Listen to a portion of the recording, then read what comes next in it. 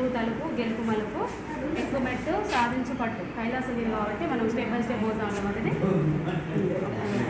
అక్కడ నెక్స్ట్ ఇది తీయి చెయ్యి పాచిక వేయి సార్. ఈ పాచిక వేయడానికి ప్లేస్ ఫస్ట్ మనం ఇందులో అంటే పాచిక వేసినప్పుడు విద్యార్థి ఆ నెంబర్స్ ఇప్పుడు 3 పడింది కదా సార్, 1 2 3 ఇక్కడ నెంబర్ ఒక అంకెని తెలుసుకుంటాడు, దానికి కింద ఉన్నటువంటి ఈ అక్షరాన్ని నేర్చుకుంటాడు. ఇందులో ఇంగ్లీష్ మామూలుగా నేమ్స్ నేర్చుకోవడానికి ఒకటి ఈ లెటర్ కూడా పెట్టినాము. ఈ నుండి మనకు గుణింతాలు వస్తాయి కాబట్టి అచ్చుల నుండి ఇక్కడ గుణింత గుర్తు ఈ వస్తుంది. ఈ గుణింతానికి సంబంధించినటువంటి ఈ సౌండ్తో వచ్చినటువంటి అక్షరాలు పదాలు మొత్తం ఇక్కడ నేర్చేసుకుంటాడు సార్. ఇట్లా అచ్చులకు సంబంధించి గుణింతాలు మొత్తం వచ్చేస్తాయి. ఇక్కడ ఫస్ట్ ఈ చుట్టూ ఉన్నటువంటి అన్నీ ఎక్కడో ఒక దగ్గర మనం నిన్న వేసినాం. ఇది కైలాసగిరి లోపలికి వచ్చిన తర్వాత ఇది వర్ణవృక్షం. ఇందులో ఆకులలో అన్ని వర్ణమాలకు సంబంధించినటువంటి అన్ని పేస్ట్ వేసేసినాము. ఈ వర్ణమాలలో టైప్ మన వర్ణమాల కాన్సెప్ట్ రాగానే అచ్చులు ఉంటాయి, హల్లులు ఉంటాయి. మళ్ళీ అచ్చుల కాన్సెప్ట్ రాగానే హస్వాలు ఉంటాయి, దీర్ఘాలు ఉంటాయి సార్. హస్వాలు దీర్ఘాలను కొంచెం ఇంట్రెస్ట్ ఉంటుంది ఒక పురుగు లాగా టేస్ట్ చేయడం జరిగింది.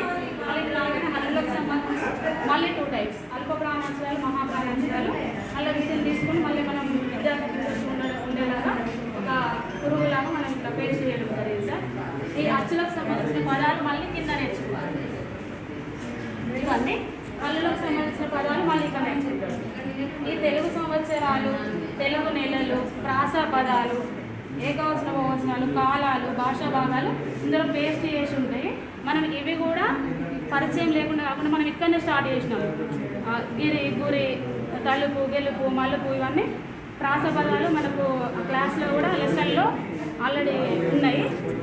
మనం స్టార్ట్ చేసుకుంటేనే పరిచయం చేస్తాం కాబట్టి ప్రాస అనేది విద్యార్థికి వచ్చేస్తుంది. ప్రాస పదాలు కూడా ఐడెంటిఫై చేయగలుగుతాడు. పాచిక వేస్తూ ఎక్కినప్పుడు ఇందులో ఫస్ట్ అక్షర జ్ఞానం నుండి పదాలు వచ్చేస్తాయి. గుణిత పదాలు, సరళ పదాలు, ఒత్తులు కూడా ఉన్నాయి సార్. మధ్యలో చూస్తే అక్కడక్కడ తెలుస్తుంది. ఒత్తుల జ్ఞానం వచ్చేస్తుంది. అల్ప ప్రాణాలు మహాప్రాణాలకు ఇందులో ఉన్నాయి, మళ్ళీ ఇక్కడ కూడా రిపీట్ అవుతూ ఉంటాయి. ఇక్కడికి వచ్చిన తర్వాత మళ్ళీ ఇక్కడ చిన్న సరళ పదాలతోటి ఒక మనం జస్ట్ పదాలు పెట్టుకున్నాం. అక్కడ ఇక్కడ రాగానే ఈ పలక అమల పలక ఒక సరళ వాక్యం వచ్చేస్తుంది.